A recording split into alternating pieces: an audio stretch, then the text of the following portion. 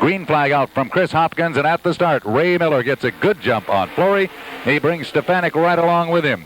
Into turn number 1, it is the Jason Toole, Billy Simons, car number 9 out front. Here comes Flory with a second win down the back straightaway, and Mark Flory now moves in to take hold of that second position. Mike Stefanik works the high road. Also now down on the inside is McLaughlin, Brunhosel, and Resendez also all in there doing battle. 6 cars make the move into the feature event. That is it, only 6. Ray Miller with about a 5-car length advantage over Mark Flory in the Dairy Farms machine. Miller now off the turn as Flory gets a little bit out of shape, out of the groove. He leaves the door open, and Stefanik slides in to challenge for second. Into turn number 1, Mike Stefanik on the inside. Flory gets way out of shape. He drops back 4 spots, and going through is Stefanik, McLaughlin, Brunhosel, and Resendez. Meanwhile, up front, Ray Miller continues to set the pace with a commanding lead of about 7 car lengths into turn number 1. The battle on the racetrack right now is for second. McLaughlin looks to the inside of Stefanik. No room. That time he has to drop it back in. Brunhosel begins to close now on the rear bumper of the number 12 of McLaughlin. Here they come. The first 5 cars now running almost nose to tail as positions 2 and 3 have managed to close the gap on Ray Miller. McLaughlin once again looks underneath Stefanik and can't make the move. Down the back straightaway, that big lead that Miller had only 2 laps ago has virtually disappeared as they run bumper to bumper off the turn. Bubico drops down. Everybody makes it on by. It is Ray Miller in the lead with 5 laps up on the scoreboard. 5 down, 5 to go. On the inside, side-by-side challenge for second with McLaughlin down on the bottom. Stefanik high, wide, and handsome into turn number 3 on the outside. Stefanik is hung out there, looking for room to run to the outside of Miller and yet hold off the hard-charging Mike McLaughlin in the 12. Ray Miller, with his hands full, continues to hold on to the lead, but Stefanik gets a good bite off the second turn and runs him on down the back straightaway. Stefanik takes it deep into turn number 3, pulls right up alongside your leader. Off the 4th turn, Stefanik puts the hammer down and picks up the lead on lap number 7.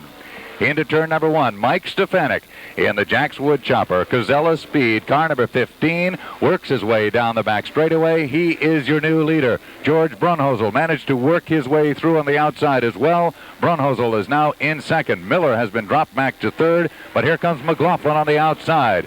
Mike McLaughlin now moves into third, dropping Miller back 1 more spot.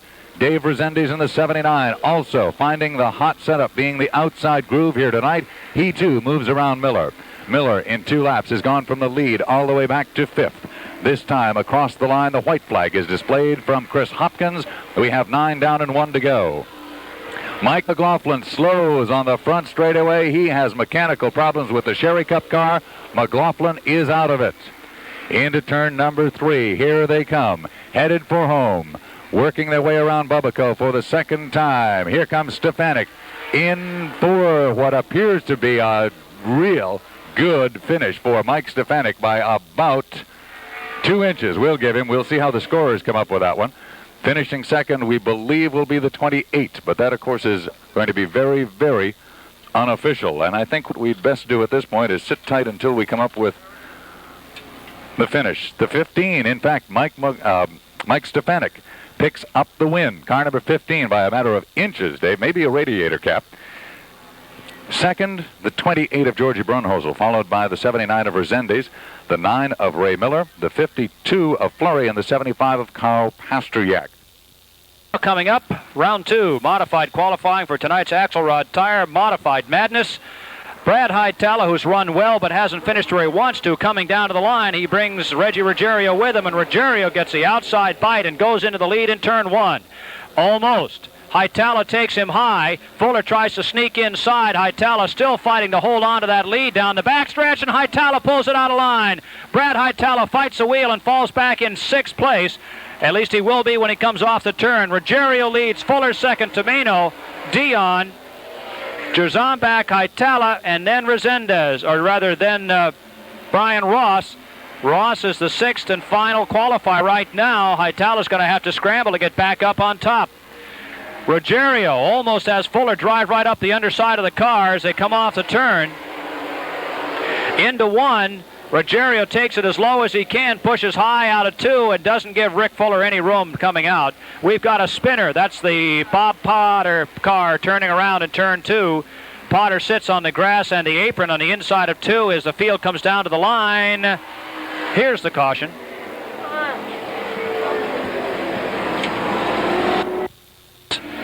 Reggie Ruggiero, they get away from the field quickly. Ruggiero gets into a shift. He's got Fuller on the outside. Fuller's trying to set up to take the pass down the front straightaway. Ruggiero just leads him to the wire. Rick Fuller on the outside holds him down off the turn. Ruggiero can't quite get the bite, and Rick Fuller's going for the front off the turn. Fuller into 3 will take the lead. Ruggiero second, Tomeno third, Jazombek fourth. Then it's Ross and Dion. Haitala battles away with Ivanchin behind front of the Christopher and Potter. Into turn 2 and off the turn, down the back straightaway. Ricky Fuller holds on to that lead over Reggie Ruggiero, Jamie Tomeno, and Charlie Jazombek. Ross starts to work the outside of Charlie J now as they come into turn 4. And Brian Ross may have a spot. He's got it to the line, and he's looking strong. He goes down to the outside of Tomeno. Brian Ross getting hooked up. Ruggiero slips up a groove and thwarts Ross's progress for a moment, but not for long. Ricky Fuller is first, Ruggiero second, Ross is flying in third. The battle for fourth behind him is Jazombek and Tomeno. Brian Ross is inside Reggie Ruggiero now, into turn 1. Brian Ross making a charge to the front. He's got second. It's Rick Fuller, Ross, Ruggiero, Tomeno, and Jazombek fighting for fifth. Sixth is Dion. Here's Ross looking outside on Fuller. Will he have room? No. Fuller slams it over. It goes inside. Brian Ross takes it down low. Not low enough. Now it goes back at it. Fuller blocks him again. Ross, pressure on the rear bumper. Tap, tap as they go into the turn. Ross looks outside again. We've got 6 in the books. We're completing 7. Here's Ross to the inside. Floats it down, slides it loose. He's got the tire up there where he needs it. He's inside turn 1. Brian Ross is going for the lead. He's got it from Rick Fuller. Flying Brian grabs the lead away from Fuller. Jazombek is up to third. Tomeno is fourth. Ruggiero back to fifth. In sixth is Dion. He's the final qualifier. We've got 2 laps to go now. Brian Ross with a supercharge, originally starting in 7th place, up to the front now, and he's got a lap and a half to go to hang on to this lead. Ross, Fuller, and Jazombek. Tomeno lost the battle with Charlie J for 4th and 5th. Wound up 4th. Tomeno got up to 3rd. Ruggiero's back to 5th. 6th is Dion. Then it's Haitala and Ivanchin. Back a ways, you've got Ted Christopher and Craig Gabriel. Here they come. Checkered flag time. Your winner, Brian Ross, Rick Fuller, Charlie J, Jamie Tomeno, Reggie Ruggiero, and Dave Dion taking down, check that. Dave Dion, where have we been, folks? Wayne Dion taking down the 6th spot. John Anderson, Jeff Fuller, bringing the field around. Here we go. It is Fuller into turn number 1. Fuller and Rosati now doing battle side by side. Fuller down on the inside. Rosati by a nose into turn number 3. John Rosati, the Southwick Motor Sales car, out front off of turn number 4. Fuller is second. Kenny Bouchard has moved his way into third. He now challenges on the outside for second. Stevens is in the 4th position. Here we go off the second turn. The battle on the racetrack right now is for second, with Fuller holding on. Kenny Bouchard in the Len Bowler prepared car number 3, knocking on the rear bumper off the turn.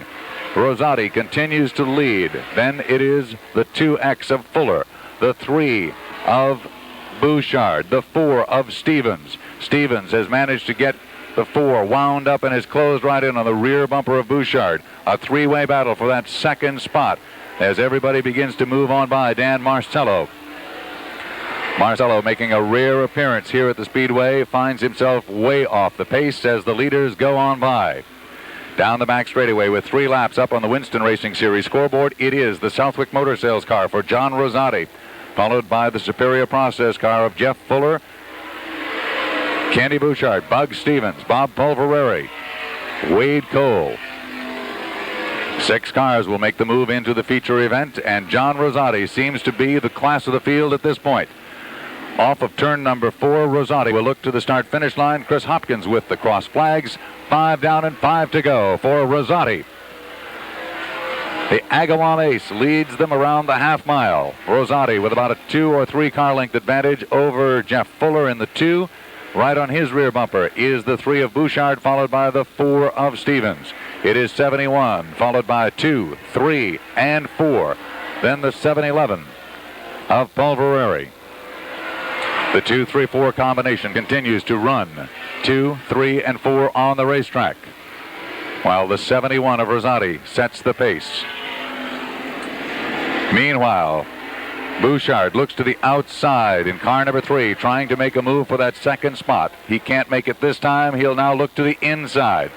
Decides to play a little bumper tag instead. Off the second turn, the field remains pretty much the same, with Rosati running out front.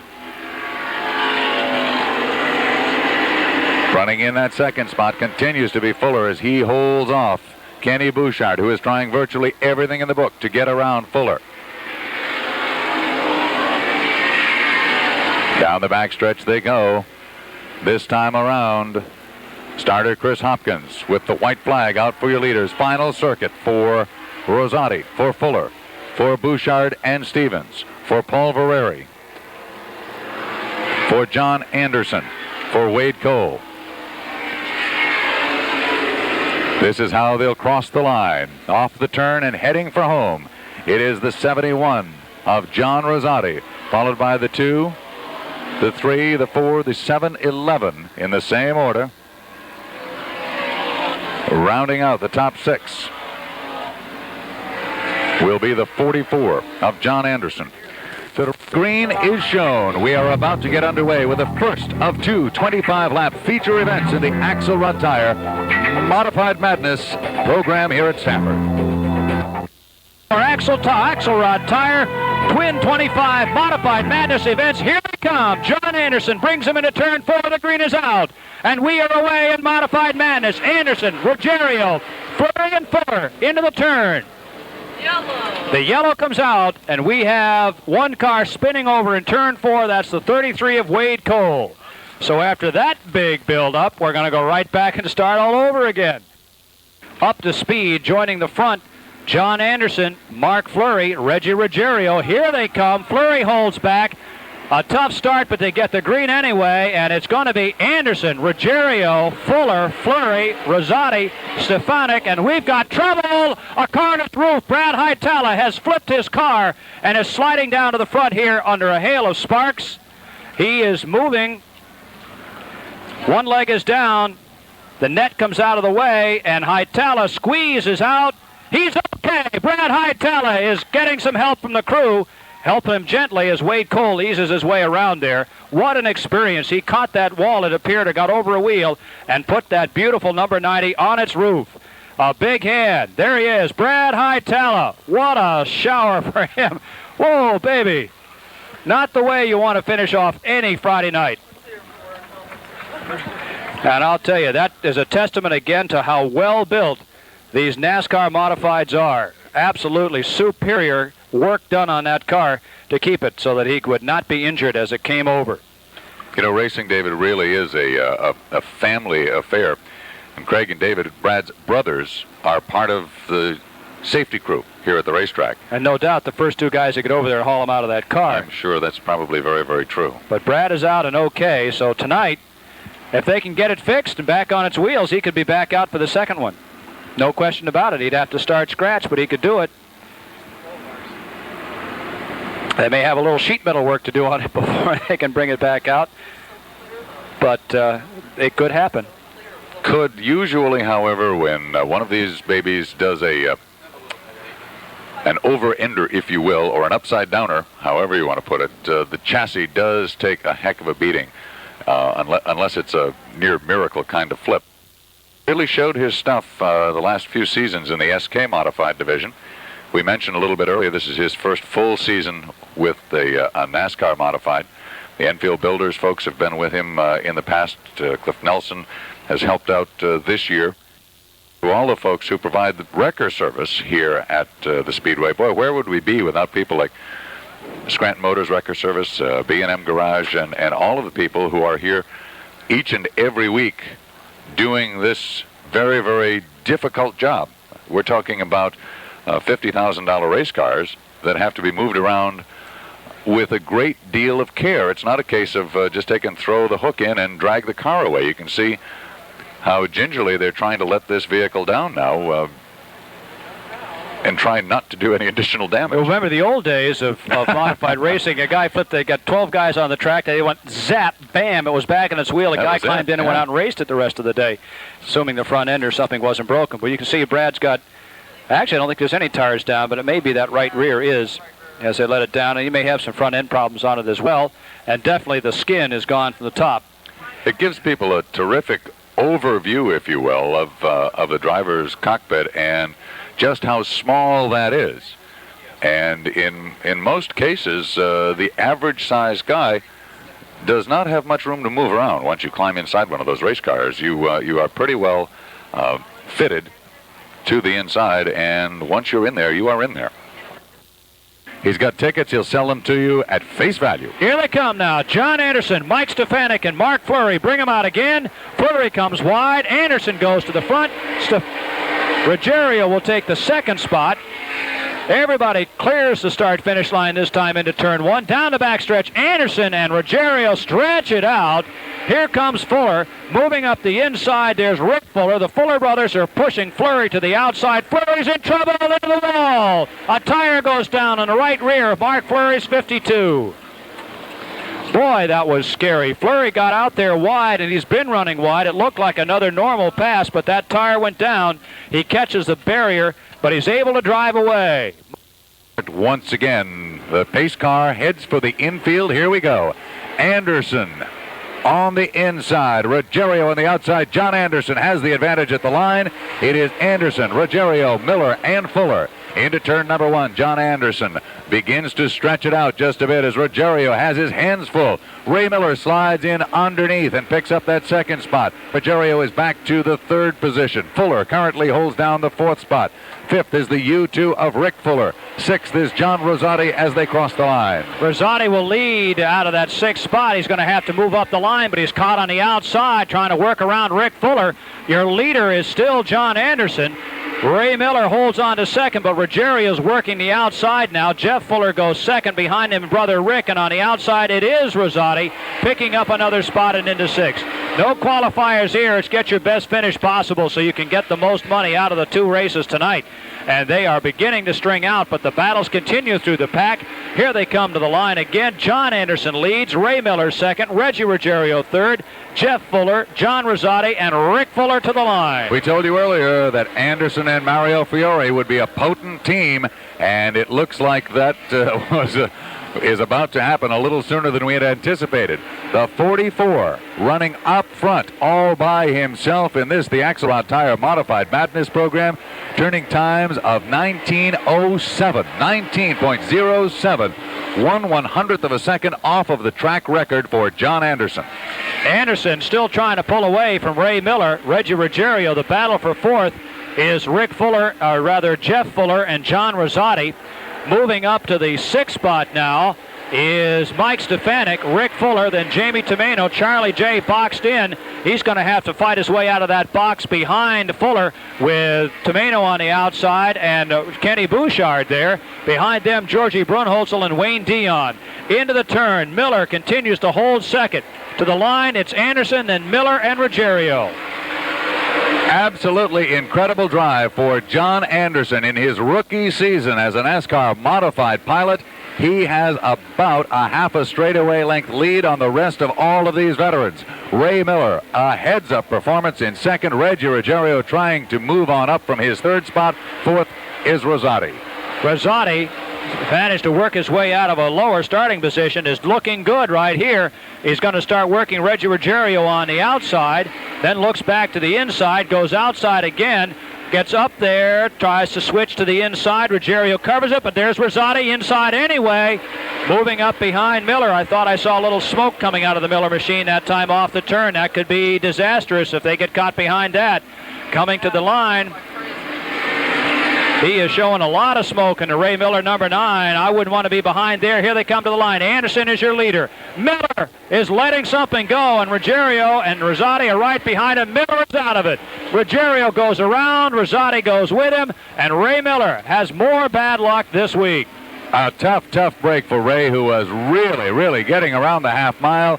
A lot of smoke off the right rear. He is out of the race. Meanwhile, Anderson continues to open up an incredible lead in the Mario Fiore Teddy Bear Pools car number 44. Reggie Ruggiero, the former chauffeur of that very same automobile, has now moved into second. He drives car number 11 this year. Rosati is in third spot, but Anderson is the story of the night here at the Stafford Speedway. Anderson crosses the stripe to complete lap 11. Ruggiero goes second. Third is Rosati, and it looks like Rosati might be a little quicker if he can get around Ruggiero and get some running room. Here's Fuller fighting with Stefanik for the fourth spot. Running back in sixth is Tomeno. The battle for seventh is Jerzambek and Bouchard. Eighth right now as they come off the line is Ross. Ninth is Brunholzl. Then Rick Fuller has faded. Bob Polvereri, Bugsy Stevens, and Mike McLaughlin way back there in the pack. We're coming up to the halfway mark this time by. 12 laps down on the scoreboard. Here we go. 13th lap is marked off, and the halfway marker is out. Problems developing as Bob Polvereri heads for the infield. He gets back out on the racetrack. We remain under green. David, a point of interest. John Anderson has backed off nearly 1/2 second per lap and still maintains about a 12 or 14 car length advantage. Super battle for second now off turn 4. Ruggiero and Rosati. Rosati's finally found a way to around the outside of Ruggiero, and they are working on it. Off turn number 2, Rosati gets a good bite, pushes the pedal down. He's got second. Rosati goes to second. Ruggiero is third. Fourth right now is Mike Stefanik. Fifth is Jeff Fuller. Sixth, three-way tie for sixth. Look out. Tomeno showing tire smoke. That is not from the headers, that is from the tire. His body is shifting on the car, and around him goes Brian Ross, and Ross is turning up the wick and starting to run to the front now. A lot of smoke showing out from under the oval speed car of Jamie Tomeno. He will head for the infield very soon as Chris Hopkins indicates the black flag is for the 99. Jamie Tomeno out of the event. Charlie Jerzambek slides on by. Kenny Bouchard also waits in the wings, as does George Brunholzl. But unless we have a major shuffle in the deck, John Anderson tonight is the man to beat in this, the first round of the Axelrod Tire Modified Madness program. He is running away and hiding.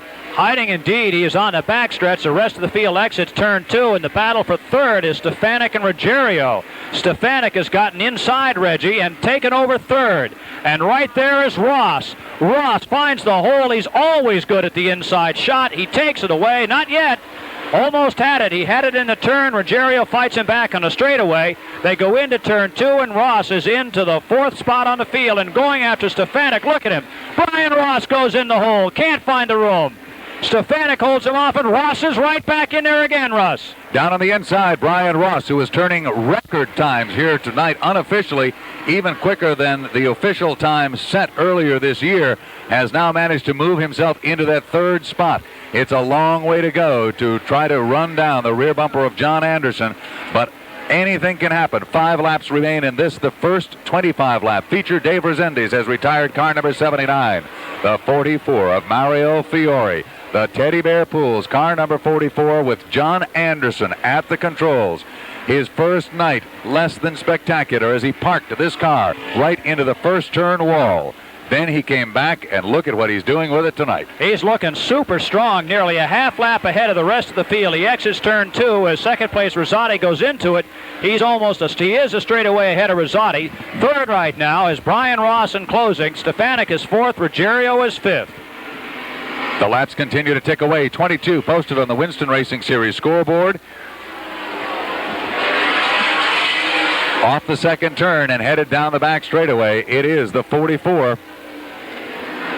John Anderson in command. Off the turn and headed for the stripe. The 2-lap marker is out. 2 to go for Anderson. It's a long ways back to Rosati and Ross, Stefanik, Ruggiero, Brunholzl, Fuller, McLaughlin, and Jerzambek. Last week's feature winner, Charlie J., not able to get it together in this 25-lapper.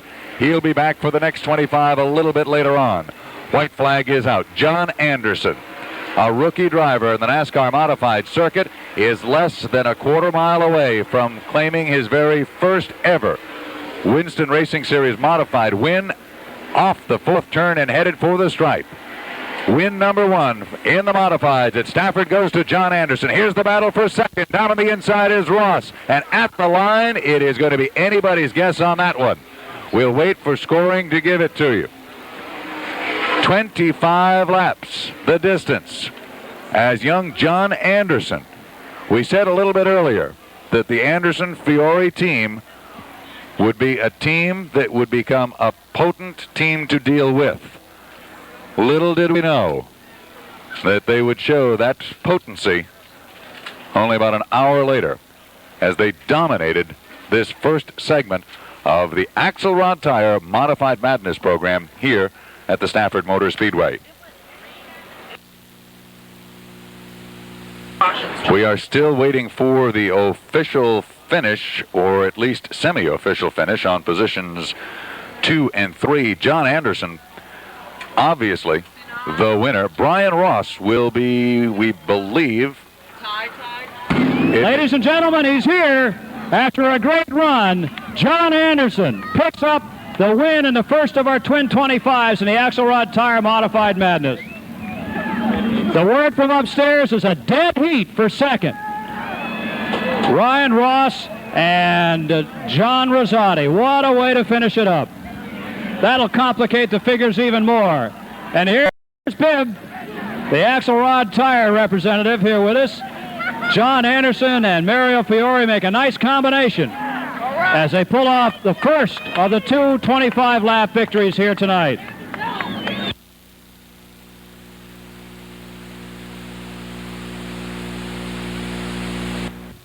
Got to get in here. Here he is, John Anderson. What a finish. My golly, John, you had such terrible luck. The first time you got in this car, you parked it in the second turn wall. Heads up, guys. And now look what happens. You get a victory. You must feel real good. Yeah, we feel real good. Mario Fiore, he's brilliant. The guys that work in this car, they're great. They put this car right on the numbers. It's unbelievable. It makes the driver's job twice as easy. I'd like to thank Teddy Bear Pools for... I'd like to thank Teddy Bear Pools for putting some money into this race car, and we hope to have a solid future with Teddy Bear Pools. Okay, now, second one, you got to start in 15th position. Top 15 are inverted. You go to 15th. Can you do it? I'm pumped. I'm ready. You were turning some record times. With us in victory lane, of course, we've got Jack Axelrod, we've got Pibb, we've got everybody from Tom and Jane Francis as well. And they don't need me, so we'll step out of here as the rest of our Axelrod Tire representatives climb in there and get to work. The SKs are coming up next, Russ, and they're on the track now. Here they come. Second round, Axelrod Tire Modified Madness looking for the green. Here they are. The green is out, and it's going to be Avanchin and Pasteryak heading to turn 1. The rest of the hard hitters are going to have to charge from the back of the pack to try to get the second $1,000. The deck gets shuffled off turn number 2. It will be S.J. Avanchin on top. Carl Pasteryak goes second. Mark Fleury is third. The fight for fourth will be Rick Fuller in the U2 and Wayne Dion, the 21, Bugsy, and Kenny Bouchard with Mike McLaughlin. All of them cannot move up. They are running so close off the turn. Bugsy gets a bite inside Dion to move into 5th place.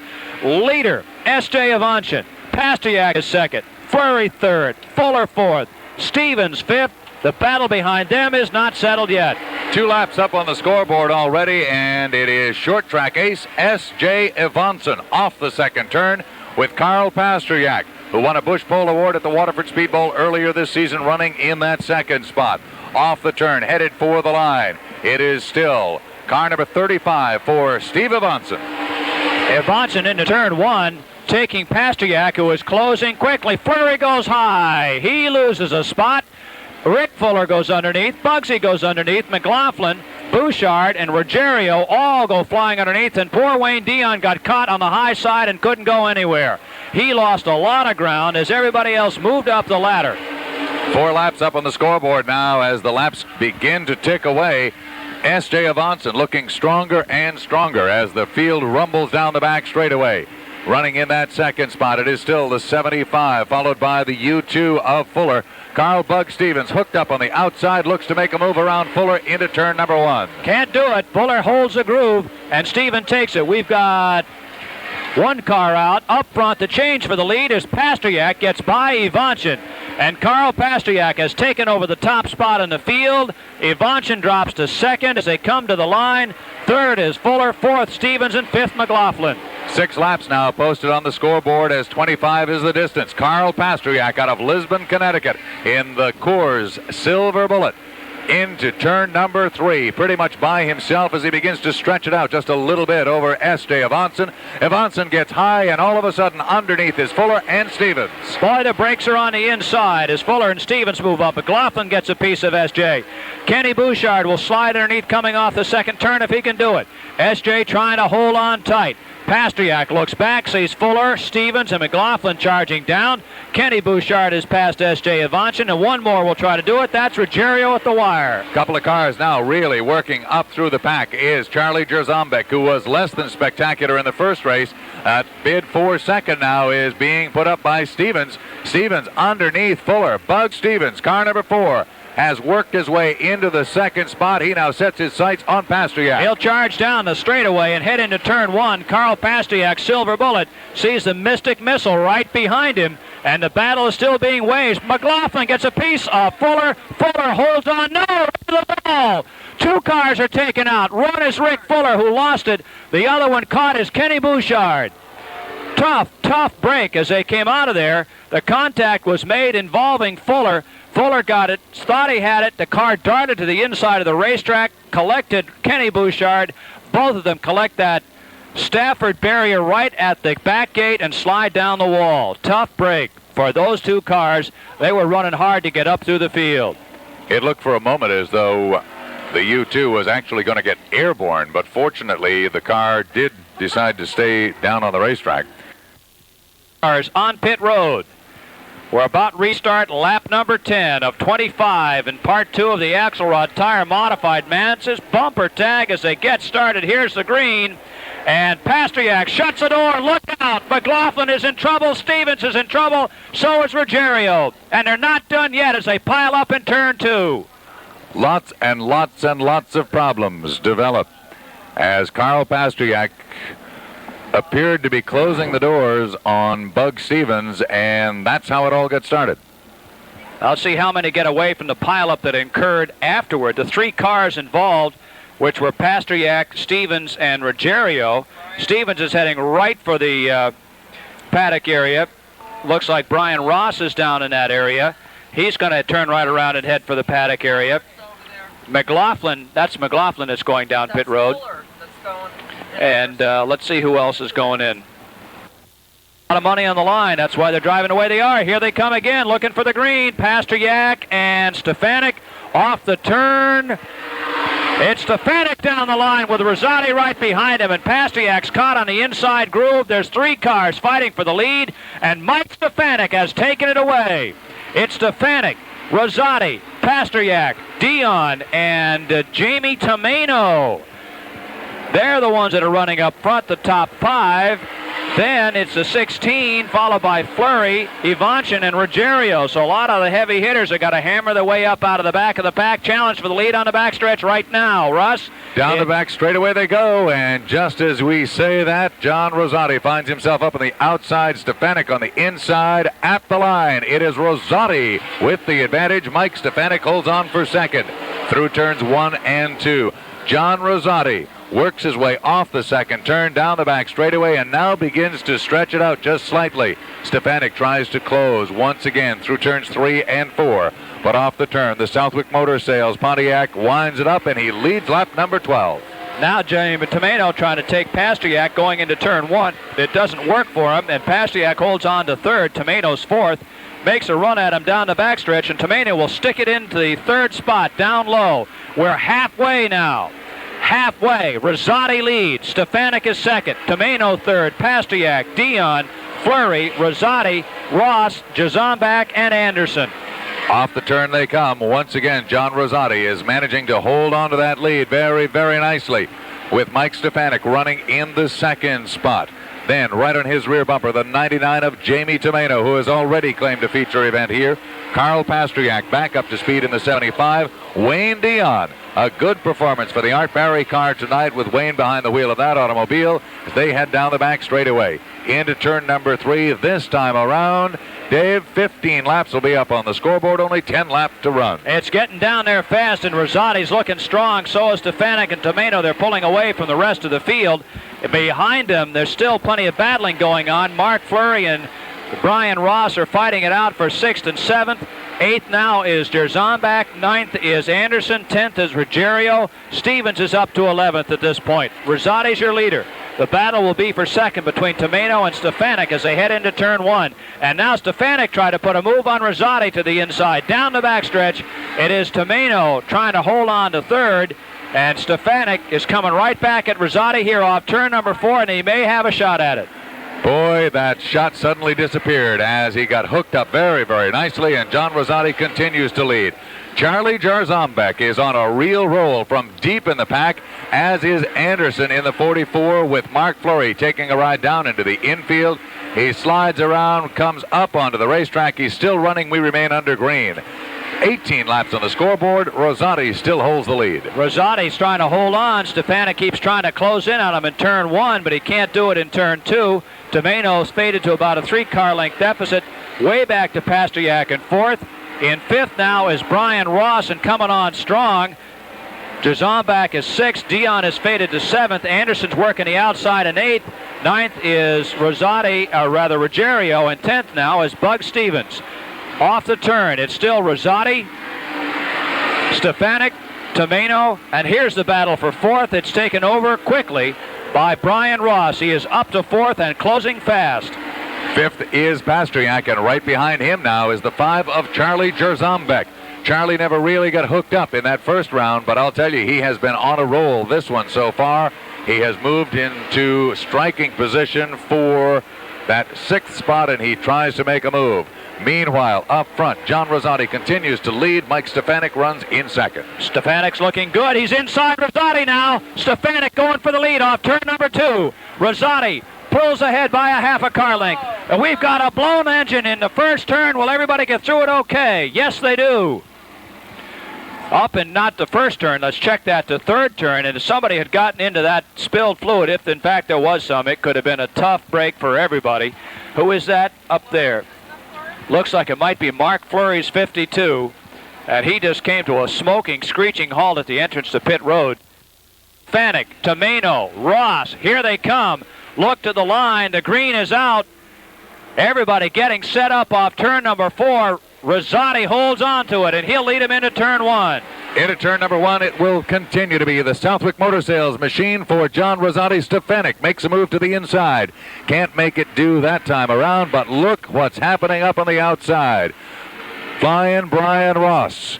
Car number 69 is hooked up on that outside groove. He moves in and takes over 3rd spot. 22 laps, 3 laps left to run, and Brian Ross is on a roll. He now sets his sights on Stefanik. Ross looks to the inside, moves down inside Stefanik into turn number 3. Ross gets crosswise. He is way out of shape, drops back about 4 spots, and it costs him dearly. Meanwhile, the 44 of Anderson has gone around. He refires the car, but we are under caution.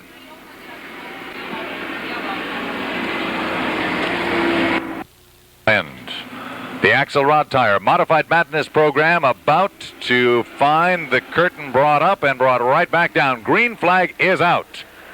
This could be the final opportunity for these drivers, as it is Rosati at the line, Stefanik, and Jerzambek. The first 3 cars into turn number 1, followed by Tomeno and Brian Ross. Down the back straightaway, car number 71.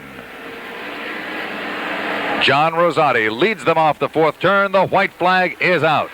One more time around as John Rosati looks to Winston Victory Lane here at the Stafford Motor Speedway. It has been a long time for John and a well-deserved ride home for this young man, the Agawam ace. John Rosati off the turn and at the line has won round number 2 of the Modified Madness. Finishing in the second spot, the 15 of Mike Stefanik, followed by Jarzambek. After Charlie J., the 99 of Jamie Tomeno. And rounding out the top 5, the 69 of Brian Ross. That, of course, is unofficial. But the 71, the Ron Young Southwick Motor Sales, car number 71, the Agawam ace at the controls. It's been a long time from one visit to Victory Lane here to the next for John Rosati. A very, very welcome home to John. Let's go trackside with David. David?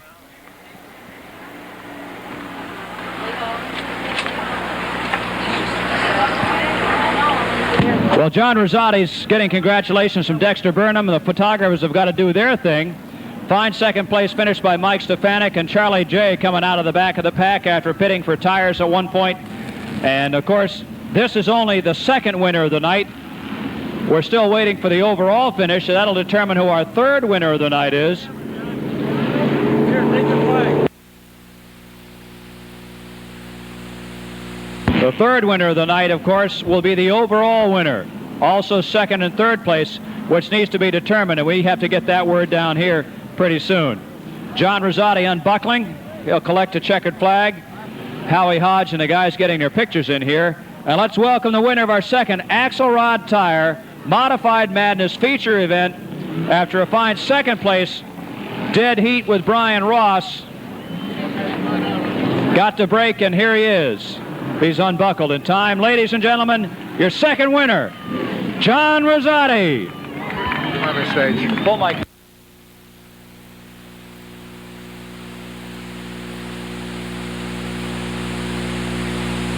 Here he is, John Rosati, with a fine run. Boy, I'll tell you, John, if you needed a win, tonight was it. Oh, it's been a long time here. We've been just having so much trouble. I got to thank their crew. They did a super job for me. What kind of problems have you been having? You've been running up front, and then the car just disappears. We've just been burning the tires up every week. It's just, man, I don't know. We just couldn't get it dialed in. But tonight you burned the track up. You had a super finish with Brian Ross in the first one, right side by side, and you got the break tonight on this one. Thank you. I just got to thank the crew. They do a super job for me. Well, they certainly did. Of course, we don't know who's going to be the overall winner yet. We're waiting for that information. And meanwhile, of course, Tom and Jane Francis are with us for Victory Lane for this particular event. And I'm sure the crew would like to come up. Tom is here. Jane is here. We also have the draw for those 2 tires, the General tires, $150 worth of them from the ticket stubs. And while they're getting the pictures taken in Victory Lane, I think a minute we'll get Jane to come down here and join us to do that. And once they have, we'll have another winner. So don't go too far. Dig out your ticket stubs, and we'll get to that here in just a second or so.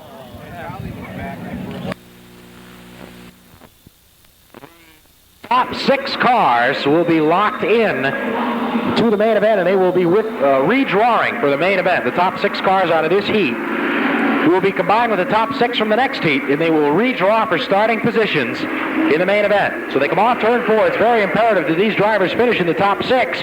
Green is out, and out in front goes Brett Bodine.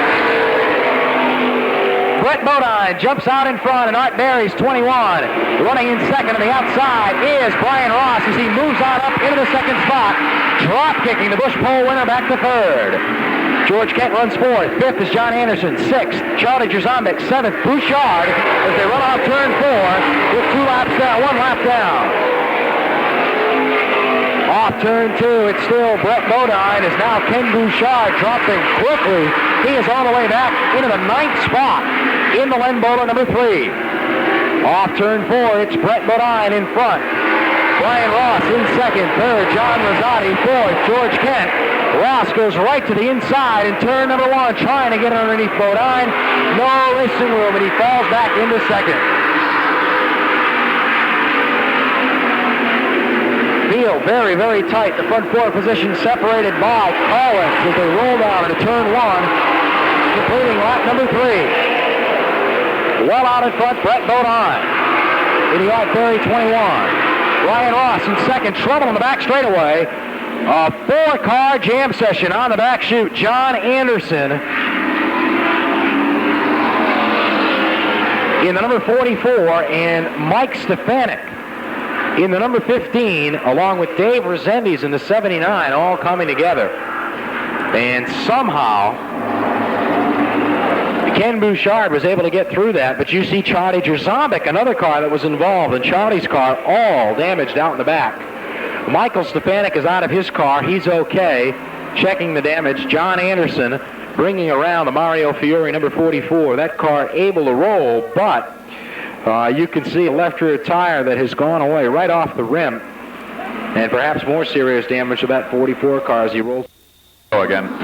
Bodine and Ross, the pole rows, were set to go to green with 9 laps to go in this qualifying heat. They come off turn 4, the green is out and we're underway, and Brett Bodine trying to hang on and jump back out in front. With that outside groove, one of the quickest places to be here at Thompson, as they are inches apart in turns 1 and 2. Bodine and Ross battle it out off that second turn. Ross on the outside, Bodine down low. Rosati and Kenner side by side in third and fourth. Bouchard is fifth as they come off turn 4. Ross is sideways but gets the lead. Bodine hangs on in second, George Kent third, Rosati fourth, Bouchard fifth, but watch Charlie Jerzombek, who is all the way up into the 7th spot. Charlie J ducks down to the inside underneath Frank Fleming, and Charlie Jerzombek gets on up to 6th spot in the Wilsburg number 5.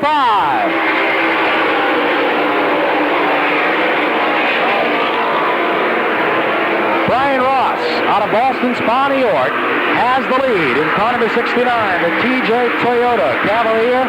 Brett Bodine runs in second. George Kent is third. The 71 of John Rosati sits fourth. And it's Ken Bouchard.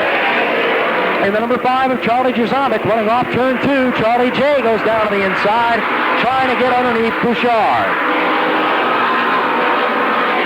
Off turn 4 they come. 4 laps to go for Brian Ross in the number 69. Bodine in second, Kent third, no change in the running order. But now Charlie Jerzombek makes a move underneath Bouchard. Jerzombek gets down low, pulls up alongside Bouchard on the back straightaway, and goes in deep to turn 3 to try and take the 5th spot away from Ken Bouchard. Charlie Jerzombek comes from the rear of the field with a bent race car, and he slides on up as Alan McClure hits the wall hard in turn 1. Caution comes out for Alan McClure out of North Andover, Mass, as he hits the wall quite hard down in turn number 1. This race quite interesting, and John Anderson in the 44 just 1 spot away from the top 6. Remember, they'll all qualify, but it's just a matter of where they're going to start, so it's very important as to where they finish. Green flag is out. Ross gets a great jump, has the lead. Anderson boots on by Frank Fleming and moves up to 6th. So John Anderson gets a good jump on that restart, and Anderson is able to go into the 6th spot. On the back straightaway, John Rosati takes advantage of 4th spot and slides on up to 3rd, dropping Kent back to 4th. Bouchard hangs 5th. Anderson is 6th. Jerzombek is 7th with 3 to go.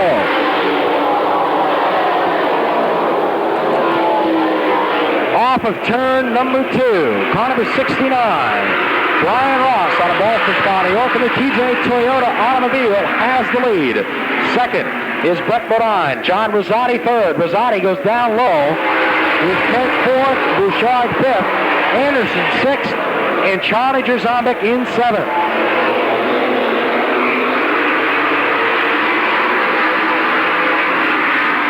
Top 7 cars all together in a bunch with 1 lap to go. Jerzombek right in on John Anderson as they come off turn 4. Anderson gets a bit loose. Jerzombek applies heavy pressure to the John Anderson 44. Jerzombek goes to the outside, ducks down low off turn 2. Charging Charlie looking for that 6th spot to try and get himself into a solid position for the main. Checkered flag is out as they come off turn 4. It is Ross to win as Jerzombek makes his charge but falls 1 car short of a redraw position. So there you have it, a great run in this qualifying heat.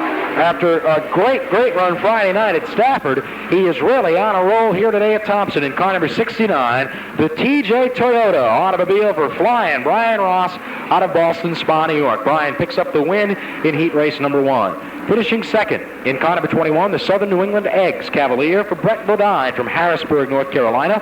Third spot goes to John Rosati out of Agawam and the Ron Young Southwick Motor Sales number 71. Fourth spot, car number 26, George Kent from Horseheads, New York, the B.R. DeWitt Cavalier. In fifth, Ken Bouchard, the Bessemer Buick automobile, car number 3.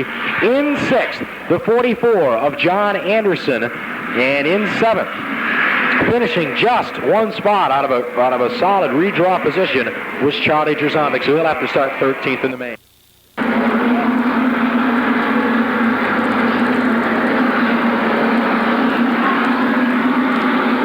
The field addresses itself behind Corky Cookman. He sets the pace. Cookman brings them nice and easy through turns 3 and 4. Dick Brooks stares them down. Here they go. Green flag is out as Tim Glenn makes him jump off the racetrack into turn number 1. It is Cookman on the inside, but look at Fuller's move up around on the outside. Fuller gets loose and spins in front of the whole field. Everybody makes it by except for Brad Hytella and Bug Stevens. Stevens is able to pull away, but it looks as though Brad Hytella has the right front up against the concrete wall. He backs away, and we'll see if he's able to drive the car away or not. It appears as though there is some front-end damage to car number 90, but we cannot be sure of that. A Nerf bar rubbing up on the right rear tire of Don Pratt. Bud Stevens with some obvious sheet metal damage done to the Mystic River Marina, car number 4. Side by side. Down the backstretch they go. Once again, Corky Cookman in charge. Cookman in the B.J. Dolan Bubby's Race Chaser car picks up the pace, leads them off the turn, and Dick Brooks lets him go. At the line and into turn number 1, it is Corky Cookman out front. Jimmy Spencer runs in the second spot. Tomeno now is third. Radwick is fourth. Moving up to fifth is Brunhosel. Here comes Fuller up on the outside. Caught down on the inside is Mike McLaughlin in car number 12. McLaughlin gets hooked up coming off the turn, but here comes Bud Stevens. Meanwhile, up front, the freight train continues as the 24 of Spencer takes just a quick peek underneath Cookman. Corky is able to stretch it out going down the back straightaway, but Spencer moves in closely once again between turns 3 and 4. Cookman continues to show the way around the racetrack as Brunhosel and Fuller now run side by side. Jeff Fuller picks up the spot. Here comes McLaughlin up on the outside of Brunhosel.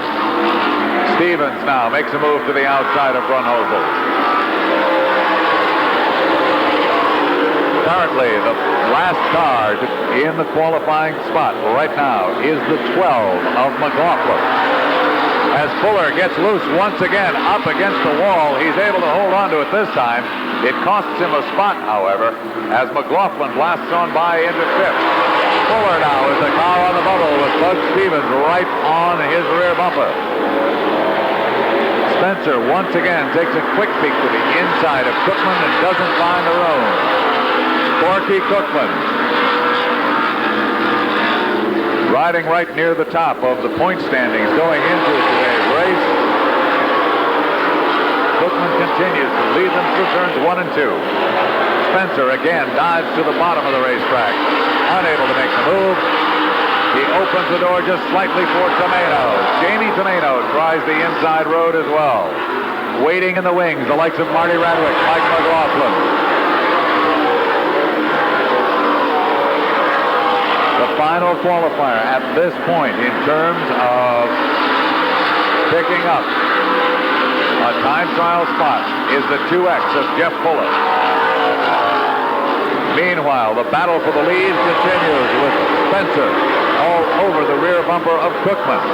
Cookman runs a little bit high, gives Spencer just enough room to put the nose in, but then the door gets slammed shut. Everybody makes it by Gilda Verde as they work their way through turns 3 and 4. Down tight near the apron is Cookman and Spencer. Tomeno sitting in that third position as the laps begin to tick away now. Next time around, 9 will be posted up on the Winston Racing Series scoreboard. 12 laps is the distance. Spencer once again looks to the inside. Can't make the move. It's Corky Cookman. On top, as he has been since the very beginning of the race. Spencer once again tries off the second turn. Tomeno now looks to the outside of Spencer into turn number 3. He brings Spencer up, and then Jamie drops to the bottom. It didn't work as Spencer is able to hold off Tomeno one more time. The 2-lap marker is out.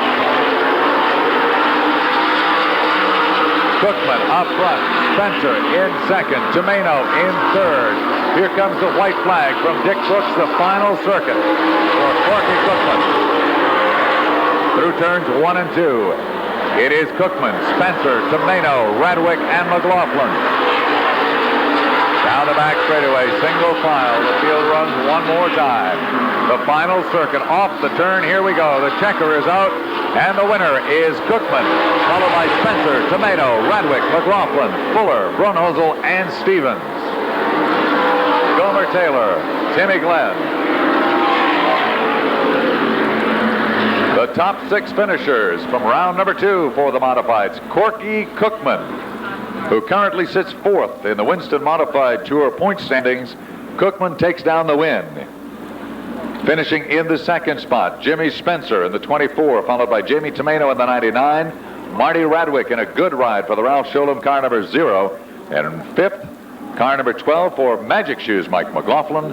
And rounding out the top 6, car number 2X for Jeff.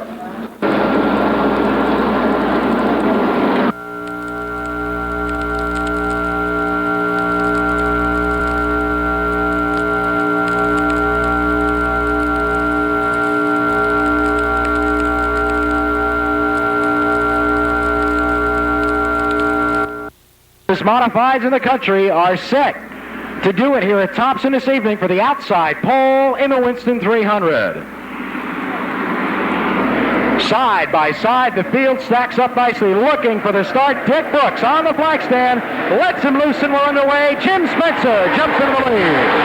Into turn number 1, it is Spencer setting a terrific pace right at the outset of this event.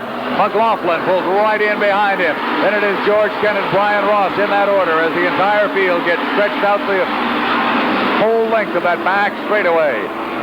They round the track for the first time. Spencer up front. McLaughlin runs in the second spot with George Kent in third. Spencer has the top spot with McLaughlin and Kent. Right behind is now Brian Ross, tries to make his move underneath George Kent for the third spot. Can't quite find racing room, and he falls back in line. They come off turn 4 to complete the second lap, and Spencer has opened up about a 6-car length advantage over Mike McLaughlin, who runs in second. Charlie Jerzombek and John Rosati trying to work their way up through the pack. Jerzombek started 13th. He's all the way in the top 10. Making a move now and challenging for that third spot is Brian Ross. He can't quite make the move. That time he has to tuck right back in behind the VR DeWitt Pontiac of Kent.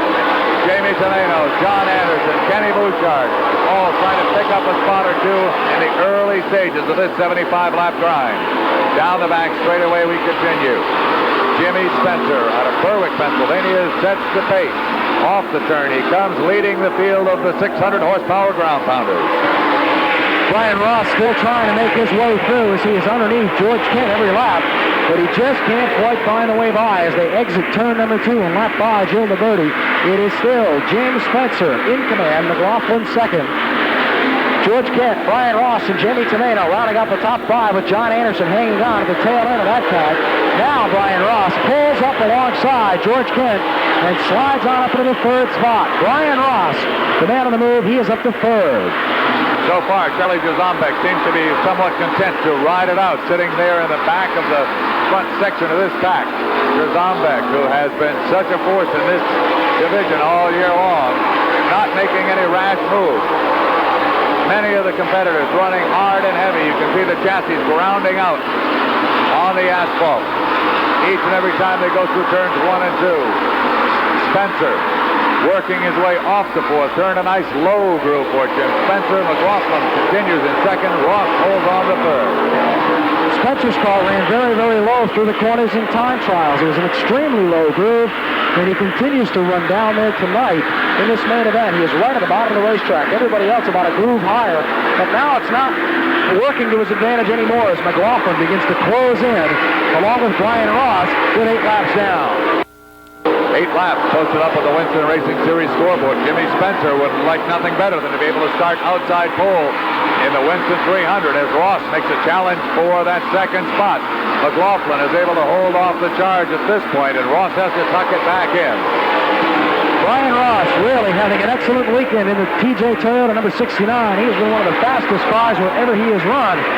No exception here tonight as he is reeled in the race leaders and has now found himself right on Mike McLaughlin's back bumper as they come down to complete lap number 10.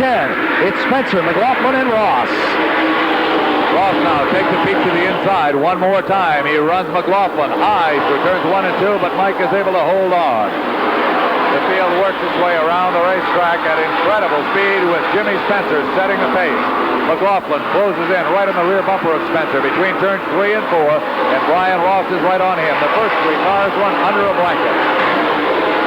Reggie Ruggiero beginning to work his way up through. He started dead last in the Art Berry number 21, and he has run very, very well, picking off about 10 or 11 cars thus far in the event as the black flag is out for Joe Bubico in car number 18. Spencer still in command. McLaughlin and Ross, the top 3. Jamie Tomeno now makes a move underneath George Kent for the 4th spot. They're side by side in turn 1. John Anderson sits right there along with Bouchard, Fuller, and Jerzambit as Tomeno unable to get the 4th spot away from George Kent. Brian Ross once again takes a dive. This time he's in real deep into turn number 1. He's right alongside of McLaughlin as the exit number 2. McLaughlin gets a good bite coming off the turn and is able to ease ahead. A heck of a 3-way battle going on for those top 3 spots as Spencer is able to hold off the hard-charging McLaughlin and Ross with 14 laps up on the scoreboard. Tomeno now gets all the way underneath George Kent and down at turn number 1. He runs wheel to wheel with George Kent for that 3rd position. John Anderson there in 5th. Trouble off turn 4. Jimmy Glenn is sideways, slides up the racetrack, and the caution flag comes out. First caution of the evening comes out on lap number 14 for Tim Glenn in car number 23, and he brings out the yellow for his spin off turn 4. Bruce Taylor driving that number 8 tonight, the George Murray car, and Bruce was a 3rd place finisher in the Winston 300 here several years ago. And Mike McLaughlin on the outside. Spencer with a great jump. McLaughlin tries to hang back on the outside as they come down to the line. It's Spencer, McLaughlin. And now Jamie Tomeno with the bite on the outside trying to take over 3rd spot. Jamie Tomeno works the outside of Brian Ross in turn 2. Tomeno and Ross are side by side. Into turn number 3 they go. Jamie Tomeno on the high side. Brian Ross down low, and John Anderson is knocking on heaven's door. A 5-way battle for the lead.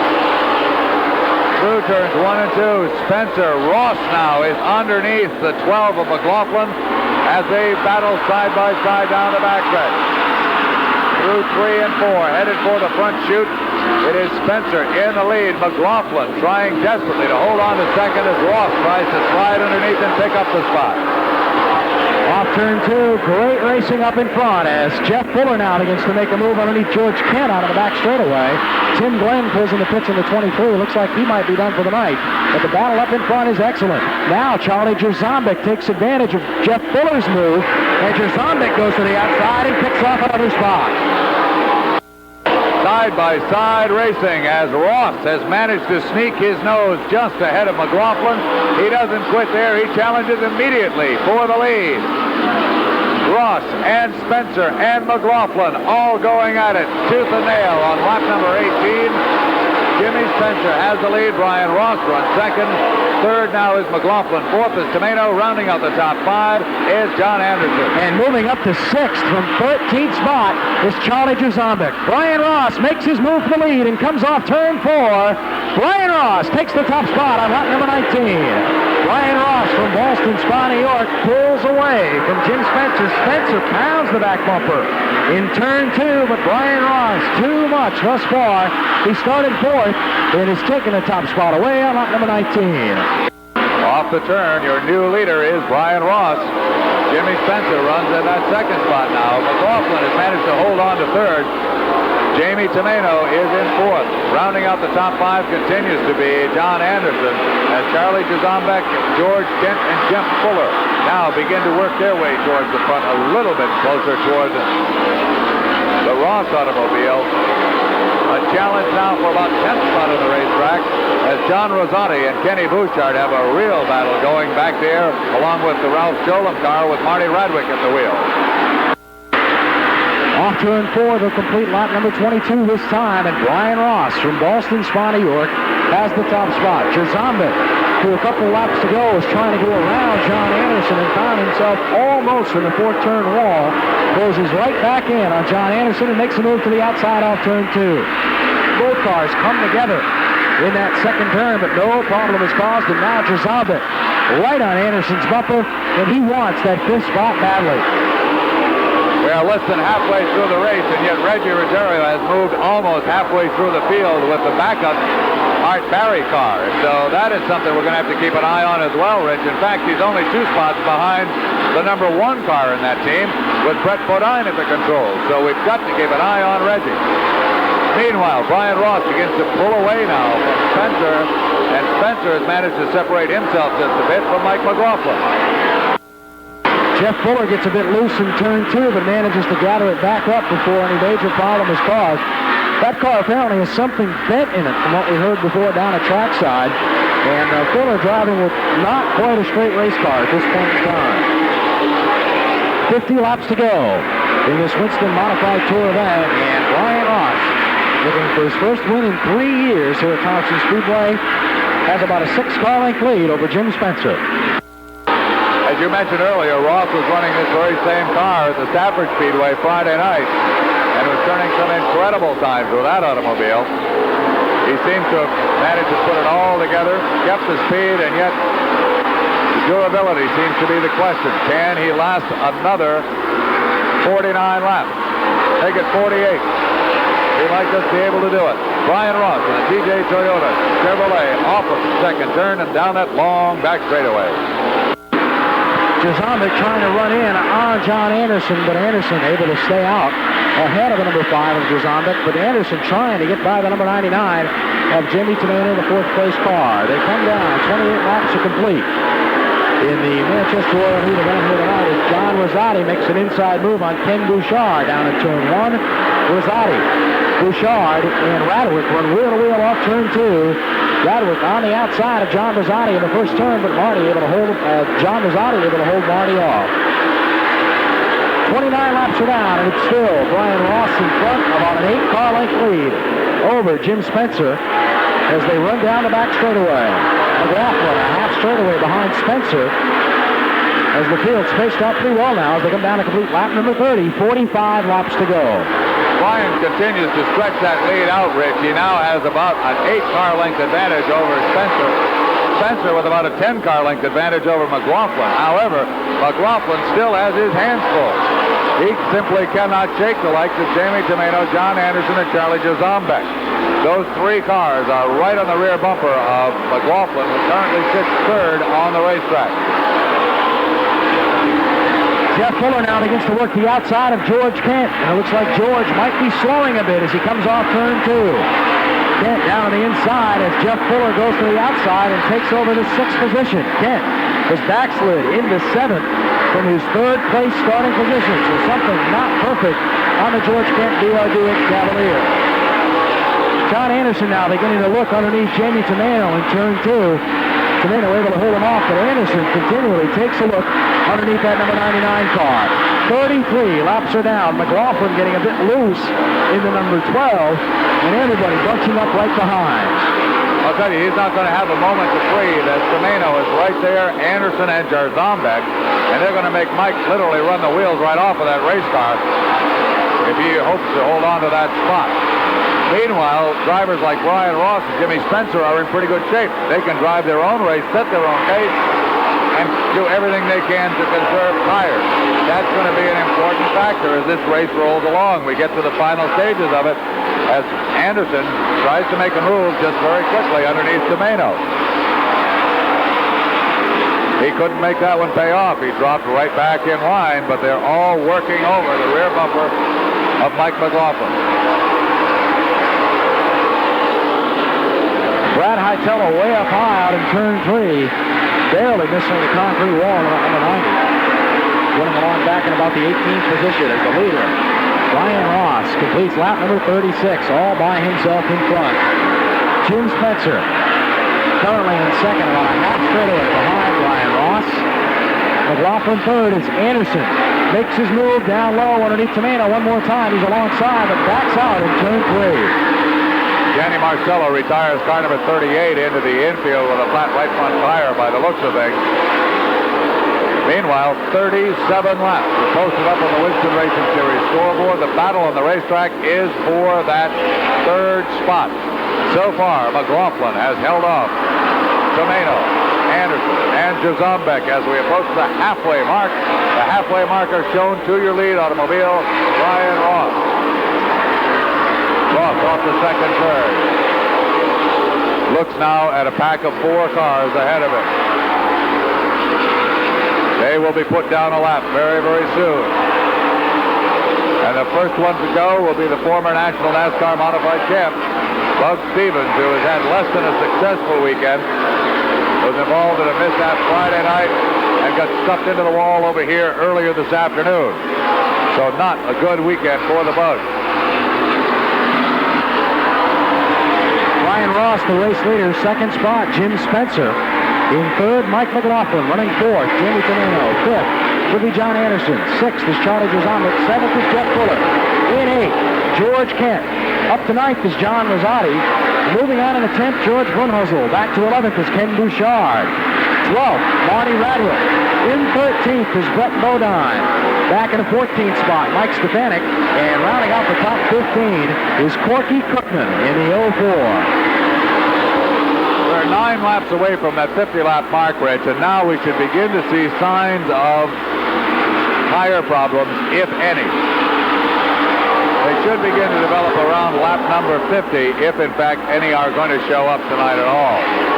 So far, everybody looks to be pretty well hooked up, and there are no signs, obvious signs anyway, of severe tire wear on any of those running up near the front of the pack. Speaking of tire problems, a big problem was the fact that drivers had to run the race on the same compound tire that they attempted to time trial in. They had to run the heat races and the feature event on the same compound tires. So some of the drivers, trying to get a good spot in the qualifying heats, went to a softer compound tire. But we're almost to lap 50, as you said, Russ, down, and tire wear could be a problem. And should some of these drivers decide to pit for tires because they've worn them out, it might be too late to make any moves up through the pack. So it's a very interesting strategy that went on, and it could backfire for some competitors. Well, we're going to have to find out because the laps are really beginning to tick away now. 45 laps just posted up on the Winston Racing Series scoreboard as Brian Ross has managed to run away and hide on this one. Jimmy Spencer is in second, and he has a field day. But Mike McLaughlin, Jamie Tomeno, Charlie Jazambek managed to get by John Anderson. Those 4 cars, now Jeff Fuller begins to move in on that, making it a 5-car freight train with McLaughlin as the engineer. And I'll tell you, every one of those guys is really twisting the wheel. In the past couple of laps, Charlie Jazambek has managed to get himself ahead of John Anderson, and now Jazambek runs in 5th spot in the Wilsburg number 5, and he sits right behind Tomeno, who sits right behind McLaughlin, and now Fuller hooks onto the back end. And we've got a 5-car freight train, but Charlie Jazambek, as we approach the lap 50 mark, is up to 5th. Remember, he started all the way back in 13th. It perhaps has had to abuse the car a little more than he wanted to get up through the field. The best that Charlie can hope for, or anyone can hope for at this point, is a caution period and some kind of a restart procedure, because as it stands now, Brian Ross has managed to get an entire straightaway advantage on the rest of the field, and the chutes at this racetrack are about 550 feet long. So that is the advantage that Brian Ross has over the rest of this field. Jimmy Spencer has about half of that advantage. So both of those drivers are up for a Sunday evening drive. Just 25 laps to go as Brian Ross crosses the stripe of the TJ Toyota automobile and clicks off lap number 50. Brian Ross from Boston Spa, New York, 25 laps away from his first win in 3 years here at Thompson Speedway. Running in second. Caution flag is out. Yellow flag out for spin in turn number 4. The caution flag is out. The Danny Marcello, car number 38, going around, bringing out the second caution of the event. George Kent is in. And look who else has decided to pit. Brian Ross, your lead automobile, has headed into the pits for a tire change. Rich, this is exactly what we were talking about just a little bit earlier. Brad Hietala is in. Dave Resendez. The 21 of Reggie Ruggiero is in. The 37 of Mike Stefanik is in. This is what they had waited for. Pit. On that event, 25 laps to go. The green is out. Spencer jumps out in front quickly. McLaughlin comes up through on the outside as the lap cars pull down to the inside. Down to turn 1. Into turn 1, he tries to stretch it out very, very early. He wants to be able to get as much of a head start on Brian Ross as he possibly can. Jim Spencer, Berwick, Pennsylvania. He won the 300 2 years ago, would like to do it again from the outside pole this year. Spencer leads him across the stripe on lap number 51. Off the second turn and down the back straightaway, Jimmy Spencer continues to set the pace. Mike McLaughlin is second. Jamie Tomeno third. Jeff Fuller is fourth.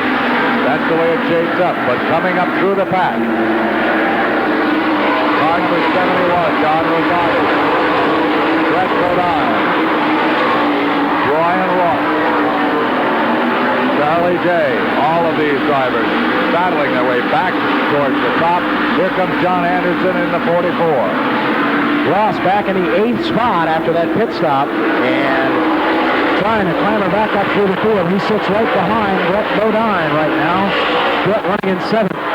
Remember, Brian started back in the 8th spot. He's got fresh rubber now. He scoots right underneath Brett Bodine, scoops him up with ease and slides on into 7th. Charlie Jazombek won the icebreaker race the same way. Pitted for tires late in the race and came back up through to win. So we'll have to see if Brian Ross is able to pull it off here tonight. In one lap, he's passed 2 cars, and he now sits in the 6th spot. Brian Ross on the move. The big money is up for grabs tonight. In this, the outside pole qualifier. Total of $33,000 on the line for these competitors. And Brian Ross wants to take home the lion's share and that outside pole position for the Winston 300. He's got a long way to go because ahead of him is Jim Spencer, Mike McLaughlin, Jamie Tomeno, Jeff Fuller, and George Brunholzer. Less than 20 laps to go now, 19 to go for Jim Spencer as Ross slides right on by George Brunholzer and moves on up into the 5th spot.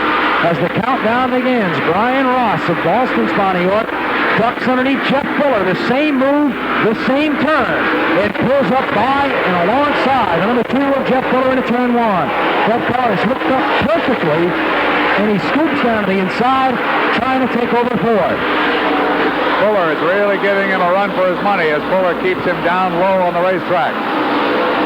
Ross holds the low groove. He gets almost sideways at the line. They are side by side into turn number 1. Brian Ross has a slight advantage. He now sets his nose underneath Jamie Tomeno, but Tomeno is able to pull out ahead down the long straightaway. 3 wide going into the turn as they pass the lapped automobile. Brian Ross is the show. Ross working that low groove. That's not the fastest way around Thompson Speedway either. He's just getting incredible bite off the turn. And he's able drove through right down underneath Tomeno. And in just 5 laps, he has passed 5 cars. Brian Ross, with now 15 laps to go, sits in 3rd spot, right behind Mark McLaughlin as they come to the line. It's Spencer, McLaughlin, and Brian Ross really have the time to reel in the race leader. 15 laps, that is what's left, and here comes Ross. Coming down off of those bankings just like he's in a bobsled. Deep into turn number 3, he goes by McLaughlin like he's not even there. Brian Ross, watch that man, how he uses that turn 2 banking to his advantage. Ross runs it high off the turn and heads right downhill. Trying to close in on Spencer now. Spencer with about a 6-car length lead on Brian Ross.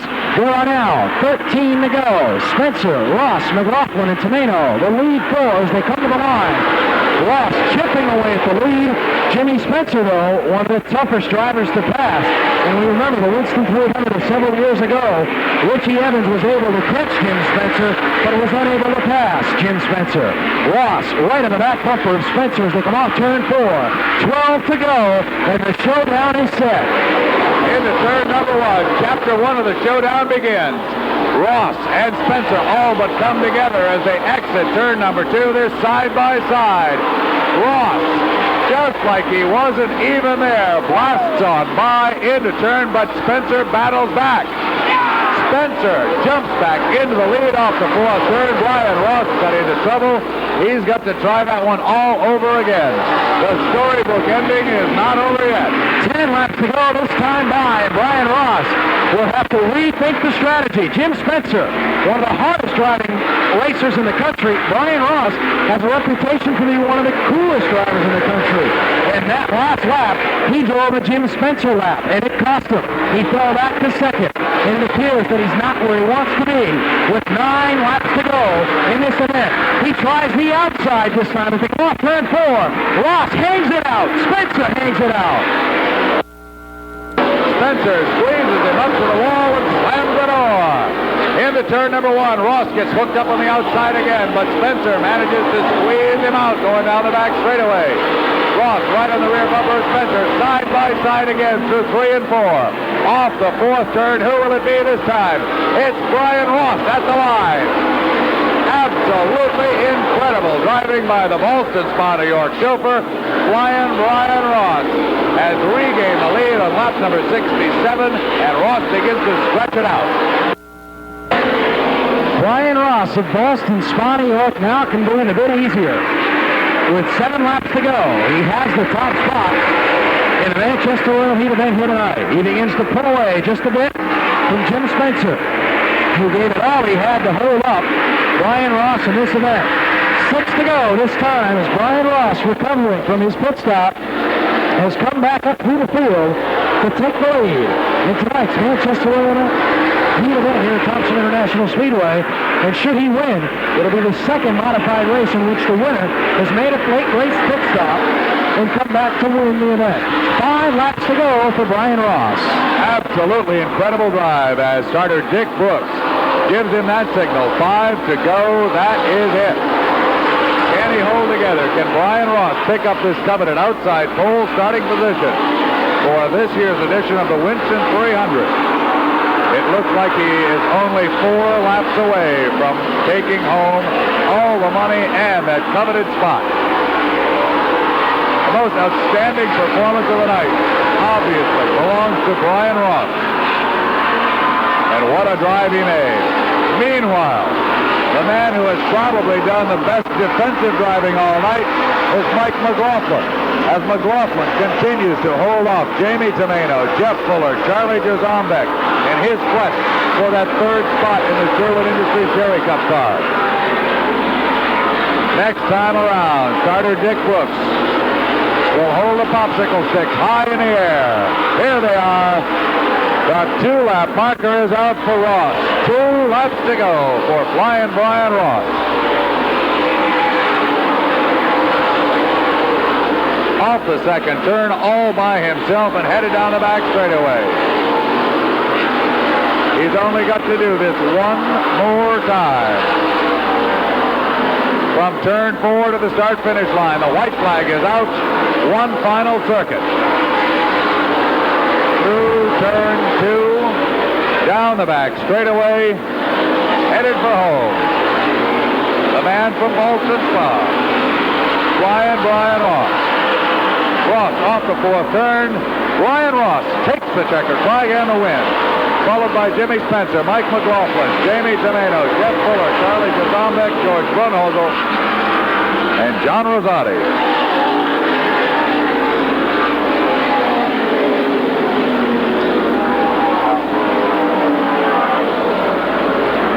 And what a night it was for the man from Boston Spa. A stellar performance from a magnificent chauffeur and automobile. The man from Boston Spa has come back after a 3-year drought and has claimed a major feature event here at the Thompson International Speedway. Brian Ross has taken down the win.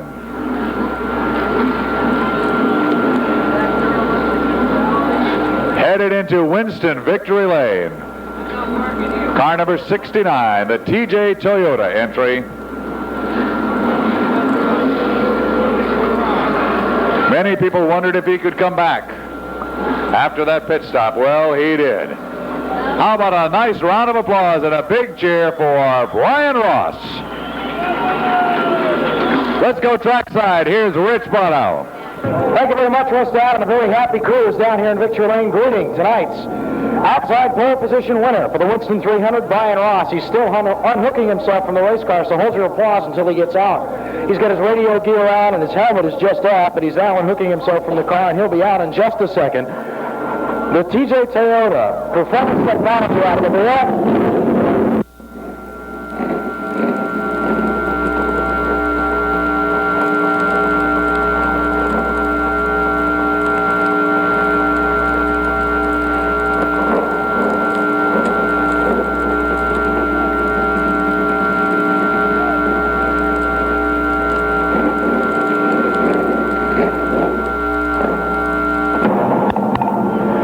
Is out of the car now, ladies and gentlemen. Let's have a nice round of applause for Brian Ross of Boston Spa, New York.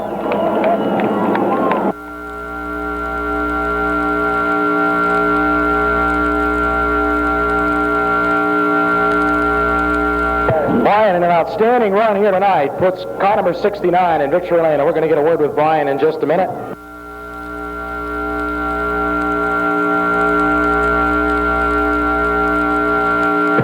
First of all, congratulations. That had to be one of the most incredible comebacks we've seen in quite a long time. Why did you pit? Well, you know, last time we were here, we didn't pit, and 5 guys did, and they came out and blew us off in the end. You know, the car was going really good, and I thought it was going good the last time we were here, too. And this time we said we're just not going to take a gamble, especially if we're running up front. We're going to come in the pit and put tires on, and I thought we were fast enough to come back through tonight, and we were, you know. And, you know, the guys from TJ Toyota, the Hemi Cuda Racing team, did a super job of preparing this car, you know, and I got to thank them so much. We got a super strong engine in there, and something new we're trying, and all the people that help us out, you know, all my sponsors, West Hartford Tool and Die, and, you know, the people that put on this show, Gatorade and Winston make it possible for us. I'd like to thank them so much and thank all the fans for coming out. Hope you enjoyed the show. Well, Brian, you had to start the heats and start the feature in the same compound tire that you qualified in. Did you choose a softer compound to get an up-front starting position in the heat races, and then were you planning on pitting with a softer tire? No, we didn't. We went with our race tire set up there, and we had a little bit of problem. There was a part in the oil pan that broke, and it stopped the oil pump, so we had to drop the oil pan and see what the problem was. So we didn't get much practice with the car.